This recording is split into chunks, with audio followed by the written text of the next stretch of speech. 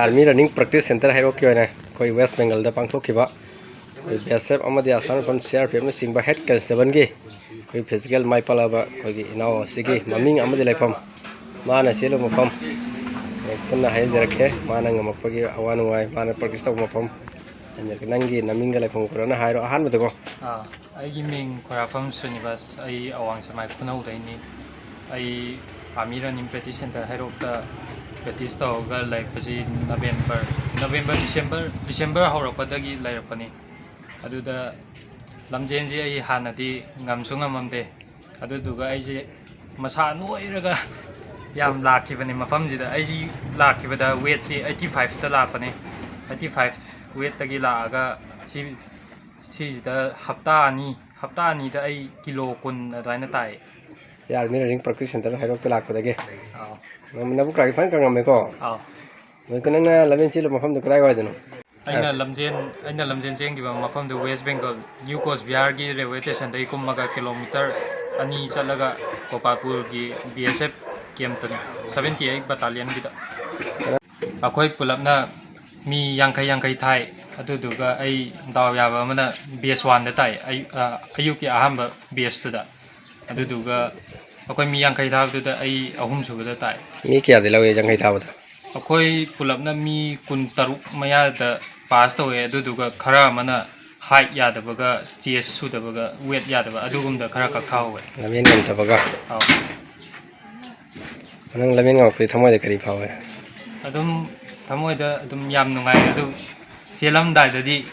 ngमोइद्रायदा पाखतलुये अदुगा अहुम सुबा ताकपसे अदुम याम हरावे मीना दे लमेन से ngमगने थौखाना तमु तो जावे को तम तबुना ngमत्रा द नत्रा तमले चटके फिना कमाइन देबना सादा तम्मा चपसे अदुम सीजिदा अखोइना प्रैक्टिस हेना तौगति आदा याम काने कमाइना नुगायबदा अखोइना वाबसु कया वादबा अदुदुगा लमजेनसु अदुम अखोइना हापनिंगबा स्पीड अदुम हाकतपदा ngमखिबा अदुगुम्बा ओइ मखा तानसो माइ पाना अमका हुनै सेबको होय थबक अदु खक्तो हुनै द्रबा पुना हुना द्रबा अरा पम खै पुन तौद्रा अरा प थबक खुतिमा अदुम अइसे ट्राई तौनी माइ पानमको अम फंगत्रि फौको थिनंगना पराइसे कैनो सि चिरंगसि कैनो सि आइबु तापिरबा तमिरबा आइगि ओजागी खुदोल लैना आइना माइ पामपगि तिगि निंबगि खोम नेने हा होय कोई आर्मी रनिंग प्रैक्टिस सेंटर हैरो क्योना कोई वेस्ट बेंगल दा पांथोखिबा बीएसएफ अमदी असम राइफल सीआरपीएफ ने चिंबा हेड कांस्टेबल की रिक्रूटमेंट रैली दा कोई सरुक यारुदा चावना माइ पालाबा कोई सनरोय ने सिसो महाकी ममिंग अमदी लाइफम कोनना माना सेलुबा ट्रेड माना सेलु मफम हेंजरके माना तिनपा अवाबा अमदी नुवाइबा अदु हेंजरके हायो नंग नमिंग लाइफम कोनना करकना आइबो आई में लाइसम राकेश सिंह ऐसे खाबो पाथ्री दगिने हदक कोस्पियर वेस्ट बेंगल दा पांथोकपा बीएसएफ हेड कांस्टेबल मिनिस्ट्रियल की है तारे क्लार्क की ना फिजिकल माइ पाले को फिजिकल चलुरे दो माइ पाले अदो आइना माइ पाले इसे सेंगना हाना ममांगदगी प्रैक्टिस तौबसे हाइरोक आर्मी प्रैक्टिस सेंटर सिदा था अहुम मरी की ममांगदे सुम खरा तौबा होरे दो ओजाना तापीबदगी है तारे ओजाना तापीबदगी सुय माइ पाकपसे ngमजबने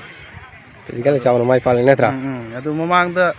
सीधा लामद्रगदी माइ पाकपै चांस याम थि नेमे है तारे नंग फुनकिद्रेसे आर्मी रनिंग प्रैक्टिस सेंटर को तारे हाइरोक सिदा आर्मी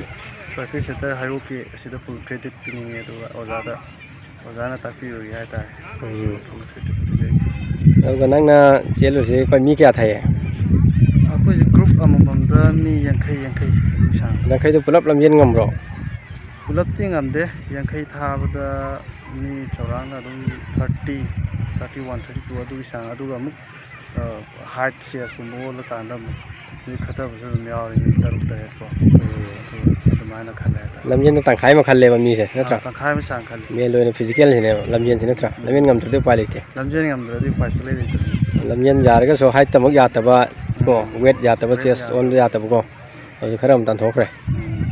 अनि कोइ फिट ओइ लाइ नत्रा अनि समना का नंगना सिथा कोइ सनारिबो को समना का सिथे चेन जोंग सिना सिना बा हिंग आक्तनेबा नत्रा माने मोइ करी हनिंग नंगना अइना हाइनिंग से कोइ आर्मी प्रैक्टिस सेंटर हैरोक्सिदा सुमायना प्रैक्टिस तौरिबा इनाउसिंसे मोइसु अदुम ngamganina हाइबि थाजब लै हंदक लाकदुबि टीएगी हाइतारे सीएनगी सिंगसिदा अदुम चाउना माइ पाकनि आइ थाजबदो लै ꯁꯤꯒꯤ ꯌꯥꯡꯂꯃꯤꯅꯀꯣ ꯅꯪꯁꯨ ꯌꯥꯎꯔꯃꯤꯅ ꯈꯪꯂꯃꯤꯅ ꯑꯩ ꯏꯁꯥꯁꯨ ꯌꯥꯎꯕꯅꯤꯅ ꯑꯗꯨꯝ ꯊꯥꯖꯕꯗꯣ ꯑꯩ ꯈꯪꯉꯦ ꯑꯗꯣ ꯍꯧꯖꯤꯛ ꯆꯦꯜꯂꯤꯕ ꯑꯗꯨꯝ ꯀꯩꯅꯣꯁꯤꯡ ꯍꯥꯏꯇꯥꯔꯦ ꯏꯅꯥꯎꯄꯥꯁꯤꯡ ꯑꯗꯒꯤ ꯃꯔꯨꯞꯁꯤꯡ ꯆꯦꯜꯂꯤꯁꯤꯡꯁꯦ ꯁꯨꯝ ꯇꯤꯑꯦꯒꯤꯗ ꯍꯟꯗꯛ ꯌꯥꯝ ꯆꯥꯎꯅ ꯃꯥꯏ ꯄꯥꯛꯀꯅꯦꯅ ꯑꯩꯒꯤ ꯑꯁꯥ ꯂꯩꯌꯦ ꯊꯥꯖꯕ ꯂꯩꯌꯦ ꯑꯒꯅꯤꯕꯤꯔꯁꯨ ꯄꯥꯛꯀꯅꯤ ꯑꯒꯅꯤꯕꯤꯔꯗꯁꯨ ꯑꯗꯨꯝ 100% ꯑꯩ ꯑꯗꯨꯝ ꯍꯥꯏꯖꯒꯦ ꯁꯝꯅ ꯍꯥꯏꯔꯀꯥꯟꯗ ꯑꯩꯈꯣꯏꯒꯤ ꯁꯦꯟꯇꯔꯁꯤꯗꯒꯤꯀꯣ ꯁꯤꯕꯥꯏꯁꯤ ꯆꯠꯂꯨ ꯈꯨꯗꯤꯡꯃꯛ ꯄꯨꯟꯅ ꯃꯥꯏ ꯄꯥꯛꯂꯛꯑꯦꯕꯀꯣ ꯃꯥꯏ ꯄꯥꯛꯄꯒꯤ ꯆꯥꯟꯁ ꯂꯩ ꯑꯩꯈꯣꯏꯅ ꯍꯥꯏꯖꯤꯟꯅꯕꯁꯨ ꯅꯠꯇ꯭ꯔꯦꯕ ꯃꯁꯥꯅ ꯈꯪꯅꯕ ꯉꯥꯛꯇꯅꯤ ꯅꯠꯇ꯭ꯔꯥ ꯅꯪ ꯁꯦꯟꯇꯔꯁꯤꯗ ꯀꯔꯤ ꯍꯥꯏꯅꯤꯡꯂꯤ ꯑꯩ ꯃꯈꯥ ꯍꯥꯏꯅꯤꯡꯉꯤꯁꯦ ꯇꯥꯅ ꯏꯟꯈꯠꯂꯛꯄ ꯅꯅꯥꯎꯁꯤꯡ ꯀꯣ ꯁꯝꯅ ꯍꯥꯏꯔꯀꯥꯟꯗ ꯃꯈꯥ ꯇꯥꯅ ꯍꯥꯏꯗꯤ ꯑꯩꯈꯣꯏ आर्मी ꯇꯤꯑꯦꯒꯤ ꯆꯦꯟꯅꯤꯡꯕ ꯅꯠꯇ꯭ꯔꯒꯅ ꯑꯒꯅꯤꯕꯤꯔꯒꯤ ꯍꯧꯖꯤꯛ ꯐꯣꯝ ꯀꯩꯀꯩ ꯊꯥꯖꯤꯟꯈꯤꯕ ꯂꯩꯔꯒꯁꯨ ꯑꯊꯨꯕ ꯃꯇꯝꯗ ꯑꯩꯈꯣꯏꯒꯤ आर्मी प्रैक्टिस सेंटर हैरोक्ता लाक्पीरगा हाइतारे एडमिशन तौबीरो अदुगा था 3-4 वाटलिङाइसिदगी फजन होनरगदि माइ पाकनि हाइबगी हाइतारे सेंटर सिने याम खुदोंग साबसु नाम पिबिरे अदगी मेडिकल गी ओरो कइगी असोइबु खोटबो जान लोइना दुम सपोर्ट नाम तौबीरनेना अदुमा हाइजगी फरे फरे अदु लोइसिलेसि नंगे माइ पाक पोइरो मखा थाना माइ पालक मक थिंगनरसिको